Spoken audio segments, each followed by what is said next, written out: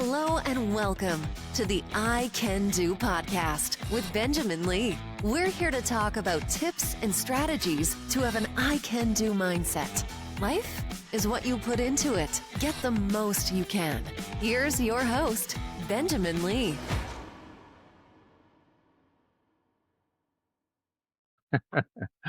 Hello, and welcome to a new episode of I Can Do. So excited. We have another fantastic guest with us. We have actually already had one podcast. It just was not recorded. So now we're on podcast episode number 2. I am joined here today with Monica Kaufman. Monica, welcome to the show. Thank you so much for having me. This is going to be fun. It will be fun, and I appreciate you very much and looking forward to learning a lot from you. You are doing many things connected to money, to finances. You're a certified financial planner. You have a long history with financial planning, I believe, angel investing, and so much more. I'd love for you just to get us started before we dive into some particular questions. How did you get on this path of being a financial planner, getting into investing and more? Walk us through that. Take the next couple of minutes to share your story. Okay, so a couple of things. I started off life and economic research, and I'm an extrovert. In case people can't tell, I'm an extrovert. I need people. I like people. If you have me crunching numbers all day, every day, and not interacting with people and not actually demonstrating that I'm solving a problem for people, that's a bad day. Okay. And that's a bad year. That's a bad month. That's a bad decade. I did not like that. And I wound up leaving economic research, starting my family and working with small business women, and then wound up building that out. And what I loved about it was I was problem solving. So what do we need to do to get the business up and going? Do you need me to answer phone calls? Do you need me to write letters? Whatever. We figured that out. And after doing this abroad, I was in Israel, um, and seeing the power of doing it and problem solving with that, I really wanted to own my own practice. And I wanted to find a way to apply what I knew and what I'd learned in such a way that I could actually help people. So around that time, my husband had his first issues with depression. And all of a sudden, I started to understand personal finance on a different level. But I also was introduced to something called cognitive behavioral therapy.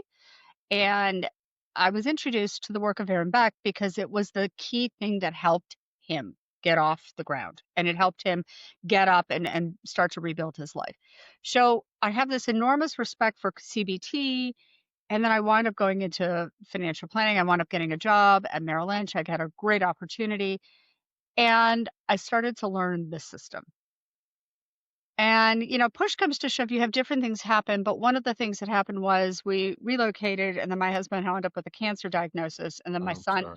well, he's fine. Okay, he's fine with Good. that. Oh, That's he still has the depression. That's a challenge, but that he got right. through.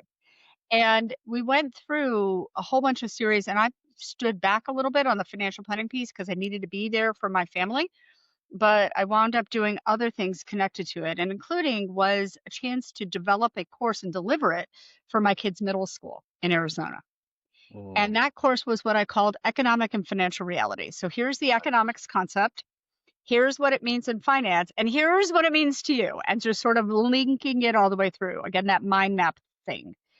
And I realized that really the data within the financial planning world is that we're several generations into people not understanding how their money works. right. And we're also several generations into people having a very dysfunctional relationship with money. And I saw that in the kids. So there were some children who were getting lessons and learning things from their parents just by osmosis. The parents were teaching them how to function and how to do all that. And then there were other kids whose families were not teaching it for a variety of reasons. And I literally saw it right in front of me. So came back to moved to Texas, and long story short, wound up working with angel investors, well, with CPAs who were getting solicited, or their clients were being solicited by angel investors, working through Mm, that. And I said, forget it. If I'm going to do this, I want to have my own book of business. I'm going to go into back into financial advisory. So I went full throttle. okay. And then during the pandemic, when I saw people who were making a tremendous amount of money and who knew better, not be able to live the changes they knew they needed to make, and making mistakes because of the emotional things that were getting in the way, all of that cognitive behavioral therapy exposure and training that I had, practical training, not official, came roaring back. And I thought, what if I could do a system where I help people rebuild the mindset into a healthier way so that Mm, they could actually live the changes they need to live and correct some of the weird things, the money scripts that were written for them. Money scripts are basically beliefs on money and identity that are given to you, and they're set by age 7. So I you have a like that. money script, and unless you intentionally work to rewrite it, it was not written by you, and it may have worked for somebody else, but it doesn't necessarily mean it's gonna work for you. You don't have to stay stuck. You're not a plant, you're not a tree, you can move. And what I decided I wanted to do was to actually build out that program, which is what I did. So I came over to Harmony, a little over 5 years ago, and the intent was to build out that program, which is what we've done. I love that. I love that. Money script, that's something. So you're talking also about Harmony Wealth Academy, correct? Yes. So, and let me just go into money scripts. Money scripts are the terms that were used by psychologists who first worked on identifying them. And there are 4 major money scripts that have some issues with them. And we have nobody really fits into only one. You have 4 major ones. But what we've discovered after several years of watching financial therapists is that if you really want to actually see changes in people's behavior, it's not listening to all the lectures or all the podcasts. It's you deal with the underlying psychological script that was written for them, the programming, that operating system they have inside. Once you deal with that and then you start teaching and coaching in a supportive environment, you can see dramatic change. Mm, You will see everything change. And it's just one of those pieces that people don't understand. So they think all they need to do is read or they need to go to a program. Some of those programs have some great things, but if you don't deal with the psychology underneath, right. chances are you're not going to sustain anything worthwhile. Yeah, I love that. I'm thinking about myself right now, Monica, with money scripts. So growing up, and I appreciate your vulnerability.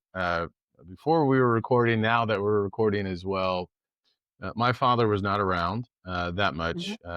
He became an alcoholic. He was physically abusive to my mom. So money, it just always felt tight. Hmm. We were living paycheck to paycheck. For a time, we were on food stamps. I don't know if they call them that anymore, but I mean, there used to be the food stamps you had to tear out of the little, box or whatever it was, little booklet, at the store. And I'd get embarrassed because I'd see a friend there or something like that. And our cars were always like on the verge of just collapsing. And there was one car in the back seat. You could like see the lines of the road because there's like a Oh hole, my God. like in the floor. So I saw my mom working so hard. I mean, we would clean houses and she eventually got into becoming a receptionist and massage therapist, but it just always felt like those like were short. And it's like we're Right. always, trying to like catch up. And so that seems to be like a money script I probably had as well, where, okay, if you get something, either, hold on to it, devour it, whatever the case may be, because it's going to just be gone here really quickly. Right. And so looking back, I can see some of those challenges with saving money and things like that. So how do we get to this point of shifting these mindsets? Can you give us a couple, give me and give the audience a couple of tangible things when we do feel lost and we know that yes, there's going to be a rainy day and we know all of this information? Right. How will you lead, or what recommendations can you share with us to Okay. So turn the other way? one of the things that I've started doing, and what I've started doing is actually doing a separate workshop or sprint on money scripts. So Okay. I'm happy to give to your audience a link and they can participate in this. It is literally 5 minutes a day Okay. or less of listening to me, and then you go through a worksheet. Now, part of the worksheet requires you to reflect, but sometimes it's easier to turn around and say to somebody who's a friend, what's a friend? A friend is somebody who's going to want the best for you and the best out of you and believes that you can do it. So they're going to tell you what you need to hear, not always what you want to hear. Okay. Mm, But they're going to look at you and say, hey, have you thought about it showing up in this way? Have you thought about it showing up in this way? And that's all I'm looking for you to do initially. I want you to be aware of the pieces that are affecting you. and or what you have. And I will show you in the worksheet, where it's going to show up and how it affects you and what it costs you. So then the question is, if you look at this, looking at this is very simple. The issue is simple doesn't mean that it's easy. Yep. To change it is going to take some work. The question is, how badly do you want it? Right. And I can give you all the tools, I can give you all the coaching, but you have to believe in your heart of hearts that this is what you need to do because you're called to do it as a free person, that you were created to be free. And being Yeah. by free meaning responsible. You are responsible for what you think, do, and act. Yep. Okay. And so by taking ownership of that and by becoming very aware of how you speak to yourself, how you think of yourself, how you act, and holding yourself accountable, it works. Now, here's the other piece. Perfection is not the goal. I do not want you self-flagellating with this, okay? You're going to make mistakes, and unless you make mistakes, you don't learn. So I don't want there to be fear of that. What I want you to do is to say, this is just a set of tools in my hand. I've learned how to use other tools. I've made mistakes. I've learned. I've done good. Well, there's no reason why I can't do this here. Okay. All I want right. this demystified. So, like, for example, one of the things that I do is I'm very visual. So I have on the wall between my bedroom and coming into the part of the house is a set of calendars, dry erase board material. And I will have what's going on there.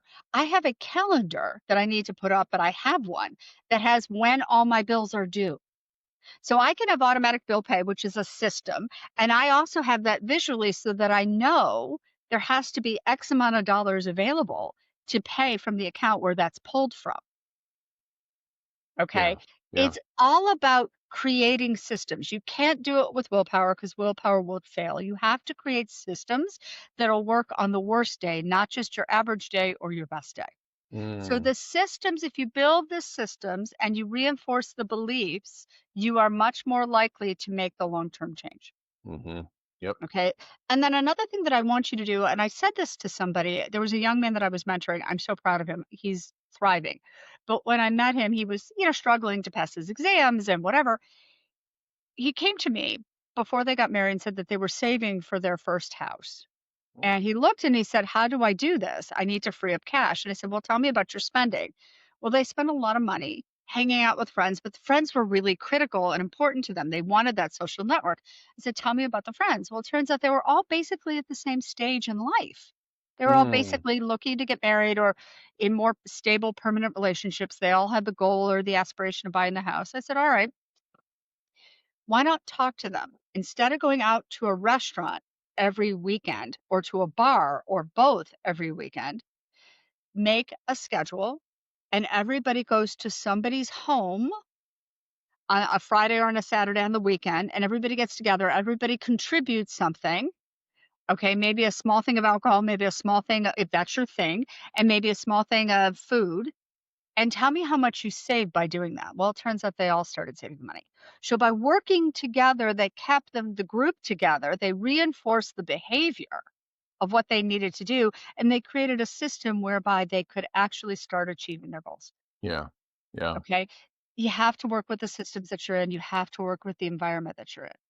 Love that. Yeah. Systems, environment, people that we're around. I think that's something really powerful as well because they're going to have some kind of influence as well. Okay, let me ask you a series of rapid fire questions. Oh no. I'm Should I be looking, no, scared? I'm looking, no, you shouldn't be scared at all. I'm looking forward to these answers. Help the person who's listening who is really scared to look at their numbers. What do you say to that person who's just like, okay, I have a problem. I don't want to look at the interest rate on the credit card. What I wisdom are understand you that. going to share with for that? I completely understand that. I 100% understand that. I've been there. I've done that. It's awful. Okay. Yeah. You are going to fall, but you can pick yourself up back up. The Okay. question is two things. That which you fear controls you. Mm, Okay. So do you want to be controlled by somebody else or someone else? love that. Yeah. Okay. So if you want to control yourself, here's the thing, break it into the smallest piece necessary for you to take it on. Gotcha. Okay. Okay. Break it into the smallest piece necessary. Then what I want you to do is reward yourself for that. Not by spending money per se, but reward yourself with that. Nothing dysfunctional. All right. And then Gotcha. one of the things that I'll talk to people about is let's talk about habit stacking. Okay. Yep. So, one of the things that I like to do is I like to schedule once a week an accountability moment where I sit in front of my computer and I look at my account and I say, what's going on with the account? Okay. And I look at that calendar, what's going on, what's going to go on. When you do that, all right, you build that in. And sometimes when things are a little bit tough or a little bit tight, when you're running a business, you're looking at that and you think, I want to avoid it. How do I set it up in such a way that I'm not going to avoid it? Well, I have a ritual that I will do where I will get up, I will go to Starbucks. That's my bad habit, I admit it. I will go to Starbucks. I have an addiction. Freely admit that I'm not perfect here. There's no perfect, okay? So So you're I saying we can have our Starbucks and do well with our money too, huh? well, the question is, what else are you doing? Okay. I don't have any of the other big ones, but all right, fine. So I will go to the gym, I will come home, I will shower, I will sit down in front of the computer screen at that point in time, and I will Okay. look at my numbers. And Okay. then I have something afterwards that I allow myself to do that is fun, that is impactful for me right after I complete it. Now, if you have, and I've seen this work with couples, get them on the same page. Hmm. Okay. And usually there's a discrepancy of knowledge, and you get them on the same page and they sit down and they meet and they work through it. Hmm. And, they will say, okay, we're going to have breakfast. Let's say it's Sunday morning or Saturday morning, whatever it is. We're going to walk the dog. We're going to have breakfast together. We're going to have the laptop right there on the table. We're going to go straight to that. We'll get it done. We'll wash the dishes and then we're going to go have fun with this, Mm. and they'll have something scheduled. So they Gotcha. reward themselves from getting in. They start off on a high point, Right. they get it done, and then they shift and they reward themselves. And eventually it works. But I do know one case where somebody was really having a hard time with his numbers and he knew himself. And so what he did was he woke up every morning and the first thing he did after taking care of, personal items was he sat down in front of his computer and he checked his credit score and his bank account That's what I'm doing. every single morning. Yeah. That's what Okay. I'm doing as well. Yeah. And what you focus in on and what you pay attention to is where you'll see your improvement. Yeah. Yeah. Okay. So whatever the number is, it is. Okay. It reflects prior behavior. What are you going to do today? You Right. can't change yesterday, and tomorrow doesn't exist yet. So focus on what you can do today. Give me one small step that you can take today. I'm not looking for big leaps. I want small steps that are sustainable I love because this. that's Yeah. where the magic happens. Yeah. Okay. Okay. And you're going to have to forgive yourself for what happened in the past. And the only way to do that is to make a promise to yourself that you're not going to repeat it. You'll make different mistakes. Okay. But you'll learn from them too. The Don't make only the same mistake. Yeah. The only way, and even if you do make the same mistake, you're gonna figure out why, because Right. maybe you didn't understand why you made the mistake, Okay. okay? Here's the whole thing. I don't like self-flagellation. You have to be committed to the process of learning and the process of improvement. Got it. Okay. Love It's a that. process and it's about systems, and if one set here's the other thing, as you go back, like Windows, the first iteration of Windows stank on rocks. Second iteration of Windows stank on rocks. You iterate your way to greatness. You're not going to do it perfectly or even well the first time around, and that's Hmm. okay. You can't let that start you from stopping. Just start. Love that. I want to go back to the couples real quickly here. I was talking to my wife, Nikki, and I were talking to a financial advisor. When we first got married, we've been married 21 years. Mhm, I believe it was a preacher or someone who said, you just have one checking account, you share that checking account. We have done something totally different this year where we have a fixed account. So regular bills that are going to be, mhm. paid mortgage, water, all that kind of stuff. I have a reimbursable account plan for what I do. She has her own account for spending and other things, and then I have my own account as well for spending. It has dissolved 95% of like money arguments and things like that. I'm curious, what advice do you have? Have you seen things like that? Is it just the Yeah, two of us? I have seen that. Where it's just like, okay, we're just going to have four accounts. They get funded every month and there's a trust level. We've messed up a few times, but it's made the conversation so much easier. Mhm. What say you about that? Okay, so every couple has to find their own system that works for them. Okay. However, okay, one of my favorite couples opened up to me how they did this, and when they got married, he had a lot of money from a family business. She had some money. She had lost a husband. Okay. Um, and what they did was they looked at what their bills were going to be, and they said, okay, in order to pay these bills, we're each going to give an equal percentage to a household account where all the bills are going to get paid from. And then you're expected to do the extra things like the shopping or whatever, okay, for yourself. And you're also expected to invest. And they did this. And what happened was the two of them worked together and they built trust. Took them a while, but then they had their first child. And once that happened, they bought a house and he turned around and went to the attorney and said, I want to dissolve the prenup. Okay, and he had considerably more money than she did.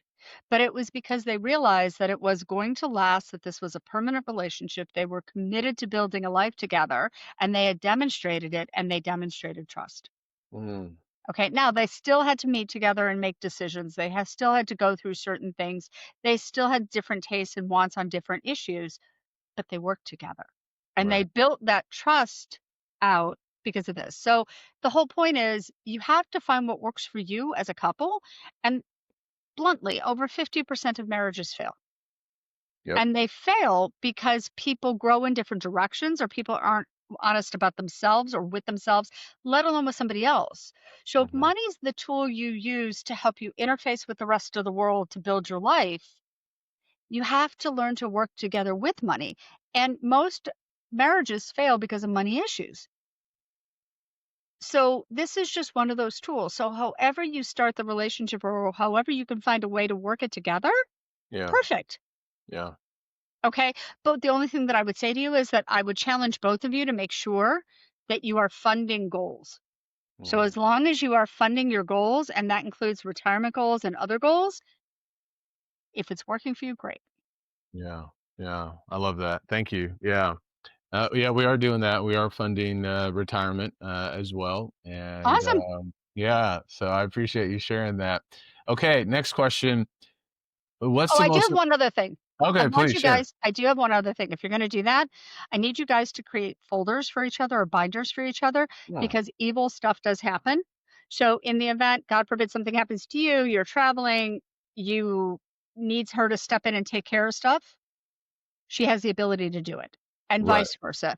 And I had the opportunity to do some work with a couple recently. They hired me specifically because the wife was dying.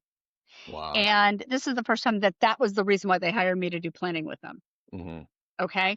I love this family. I resent the fact, the only thing that I felt sorry about that was like personal was that I wasn't going to spend more time with her. She was that special, but she wanted to make sure that her family was taken care of. You have to have things organized, and having things scattered all over the place, like most people do, not being organized. That financial disorganization is a function of a bad part of your money script. And you really need to, when you organize it, you have an operating system and a dashboard, and it is easy. Gotcha. Yeah. Yeah. No, That is something you need to do. I totally agree with that. And yeah, you're right with that. And what we have too, either of us can see what's in the account, right? So Perfect. it's in the same bank, so you can pull up the app, you can see all four accounts if you wanted Right. to scroll through mine, or if I wanted to do that. So yeah, there is that access. I do think you're right with that.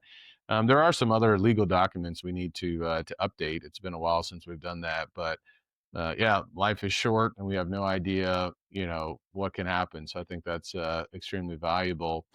When I get my paycheck, one of the first things that I will do is set some money aside to give to the Lord. Giving. Mhm. What recommendation do you have? What's the most important thing for people to do with their paycheck upon receiving it? Okay, you need to have a system approach Okay. where you're looking at this and saying, the money is here. It's a set of tools in my hands. What am I building with it? If I'm gardening, what am I planting in my garden and how am I taking care of my garden? Okay. So I want you to come at it with intentionality. So the idea of giving charity, is critical. And I believe spiritually that when we give charity, we make room for God to give us more. Mm. Okay? And how he gives us and what he gives us and when he gives us, that's in his hands. However, okay, I really do believe in that. My son is setting aside 10% of his after-tax income to go to charity as well. All right.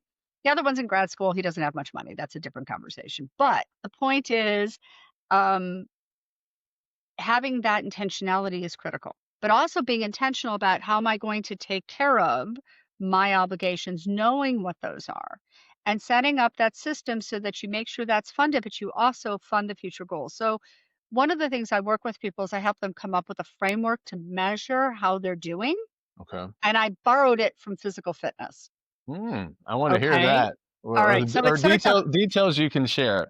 okay. Details I can share. Absolutely. So I borrowed this from some of the trainers from iFit. Okay. And they talk about 4 stages of health. So you have function, things have to work properly. So if I injure myself, I get knocked back to the function stage. I had pneumonia, I got knocked down to function. Health is when all the systems are working and working together. Okay. So, and then you go to fitness. Fitness is your ability to carry the load. So your level of fitness is the level of load you can carry. Okay. Performance is when you can go beyond that. So the financial world is the same thing. Do you know what your load is? Not just for your bills, but to fund your goals. Mm. And so, if for me, what performance means is that not only are you carrying the load of funding your goals, your future goals, and paying your bills, but you can go beyond that. That's what performance is. So, when you look at your financial life, instead of being sort of nondescript, is there a part of your financial world that's broken? Is your income broken? Is your debt broken? Is there something that's not working? Okay. Then you move into if everything is working, is it working together? Are you at the health stage? Then are you meeting your load or do you need help meeting your load? And by load, I also mean are you funding your goals? And then Mm. if you have extra after doing the minimum funding of your goals or what you really need to do to get the goals funded, then you have performance money. Okay. Mm. And as you expand, like with physical fitness, the more you do, the more that expands. So maybe you don't have to fund as much because you've taken care of things like paid everything off, whatever it is. Then you can take on more. You're still fit. You're able to take on more and fund more and do more. So Mhm. what I want people to do is I want them to step back and be intentional and say, where am I in my system? What needs work? Gotcha. Yeah. Okay. And then start working towards that. You have to do the emotional pieces and the financial pieces at the same time. You have to learn both. You have to walk on both legs on that. Okay, I Yeah. hate to use that metaphor, but the reality is you can't go anywhere your mind hasn't gone before you. Yeah, absolutely. That's really getting to the wealth mindset, I would Mhm. say, right? Yep. With changing that, flipping the script. You mentioned goals.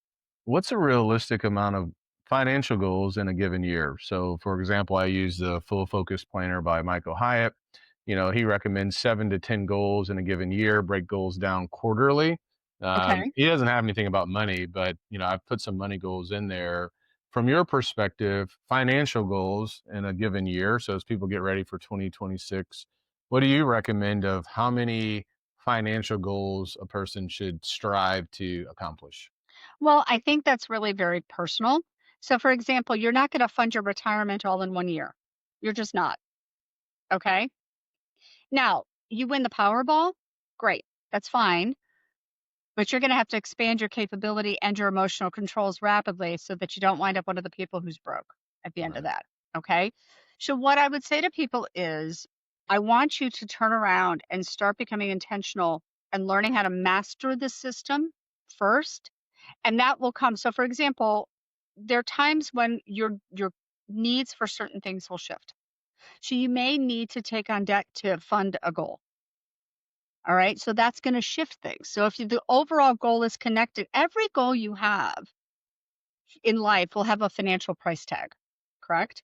Yep. Okay.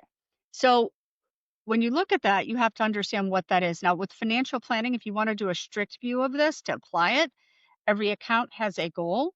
Every goal has a time horizon. Every time horizon has two pieces to it. One is time to the goal, and the other one is time inside of the goal. So, for Mm, example, if you're paying for your kids' education and you're saving up to do so, you have however long it takes before they start their higher education. And then you have 4 years inside the higher education, or maybe you have longer. Maybe they're going to be an engineer and it's going to take 5 years. Maybe they're going to go to med school and it's going to take 8 years. Okay. So you really have to look at that. And then you have a risk tolerance for it. Okay. And that risk tolerance will determine all of those pieces, how you invest and how much money you put into it. So okay. with the financial pieces, it's not a simple answer.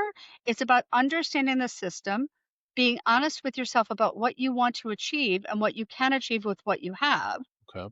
and then working with it to make it work. So it's not a simple analysis thing. It's a higher order because you've got multiple pieces going through. Okay. Okay. Got it. Yeah. So it's one of those things. Part of my program is that I do have a planner that will be coming out with it. And I also do have a habit tracker. Mm, And the reason for this is we know that if you write it down as opposed to punch it into the screen, you are much more likely to focus on it and you're more likely to achieve it. yeah. I love that. I love it. Why is it so hard for us to talk about money? We can talk about money on a podcast. I'm talking to you. This is the first time we're talking together. Nice to meet you. But it's like one of those taboo subjects. Like, is it embarrassment? Is it the shame cycle? What's been your experience with clients? Why is it so hard to talk about money with family? With family? Yeah, with Oh, family that's in a big one. particular. That is a big one.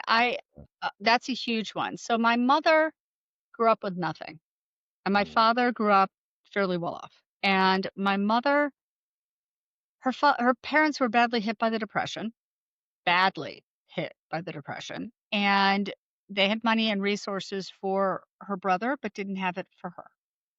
So she got her first job between second and third grade. And she went to Case Western Reserve University in Cleveland back in a time when, there really wasn't a lot of financial aid. She worked, she pulled herself through that. She came from the wrong side of the tracks and she was a woman who went into the math department and was the only woman in the department. Okay. mm, So she broke all the taboos.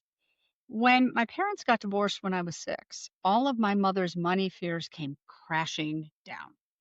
And mm, my mother has held on to that with both hands. gotcha. She got remarried 11 years later. It has been a great second marriage for both of them.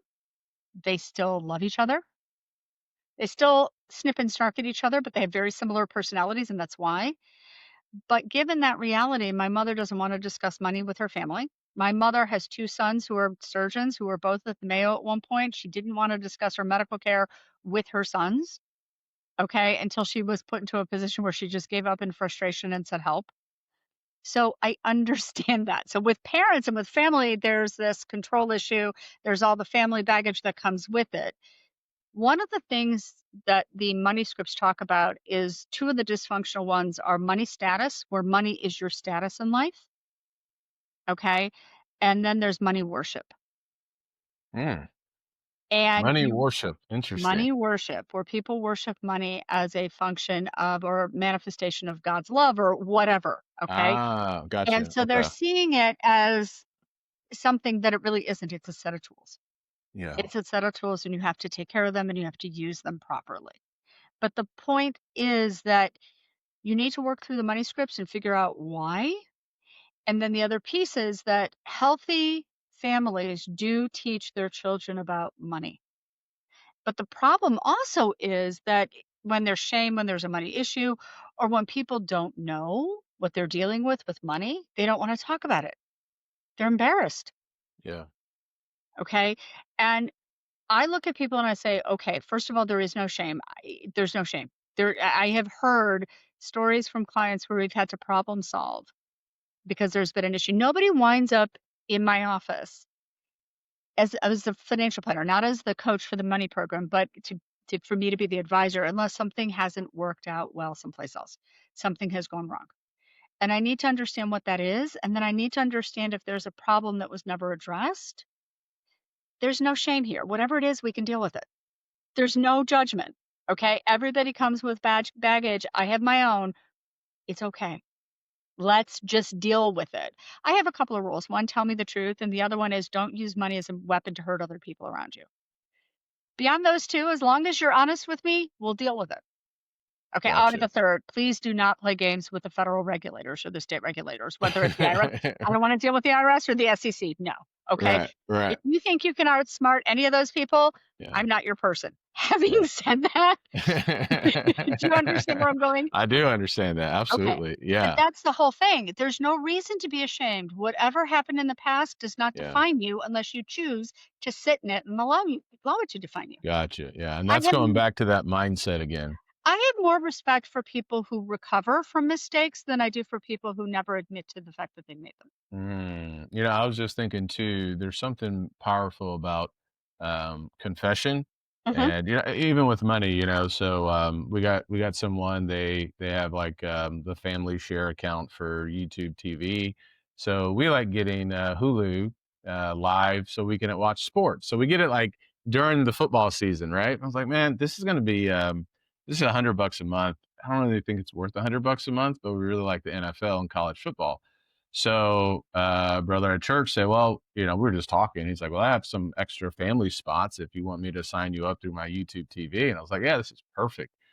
Well, I had put my Hulu TV on pause a number of months ago, and I forgot that it was going to be unpaused and I was going to be charged until I Oh, saw the charge. I was like, ah.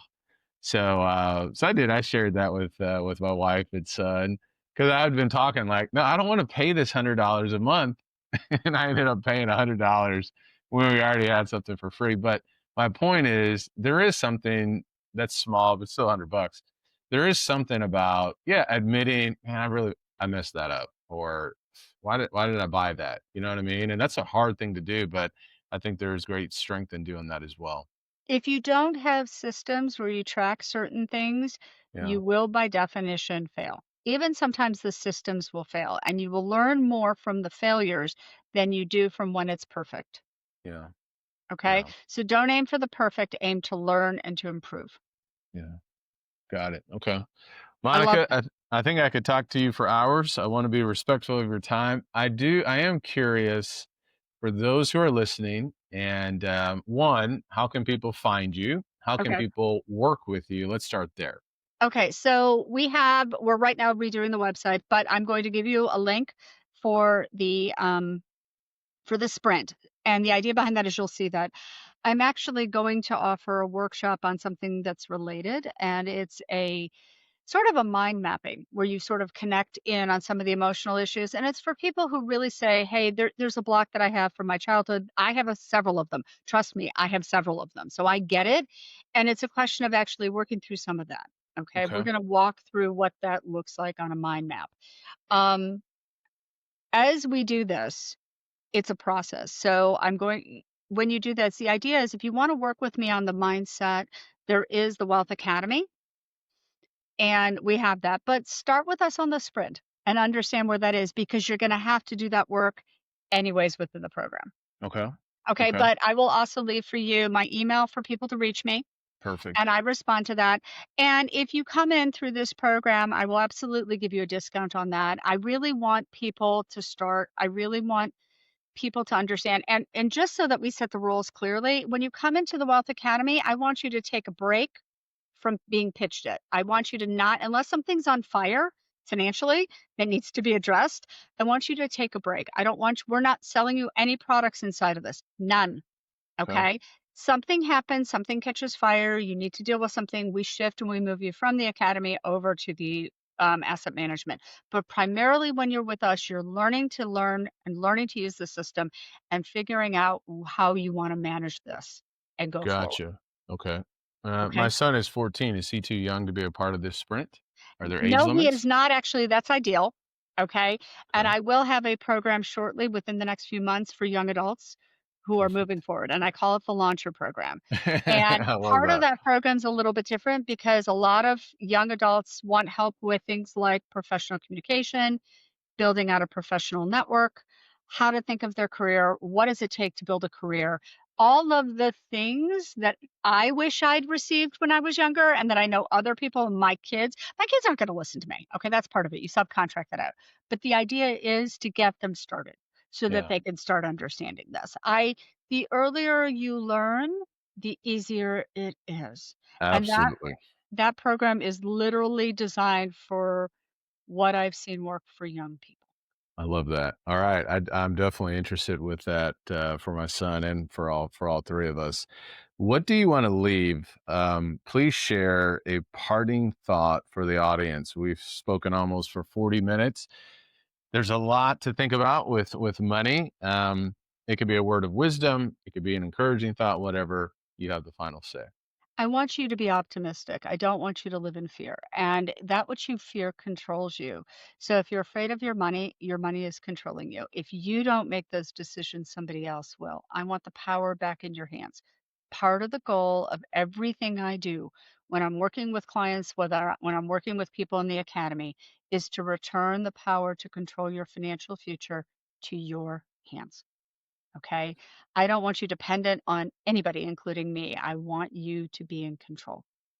Yeah, So, having said that, I know you can do it. I've seen regular people do it. I've seen people who you would think are doing it not do it. Anyone can do this. You have to decide that you're going to. I don't say that it's easy, but I say that it is doable and I know you can do it because I I've love seen that. it. Yeah, I've seen it. yeah. So, Monica, thank you so much for being on the show. I greatly appreciate it. And looking forward to talking to you some more. And for those who are listening, be sure to stay connected with Monica. All that information will be in the show notes. Thank you so much, perfect. Monica. Thank you. All right. Take care, everybody.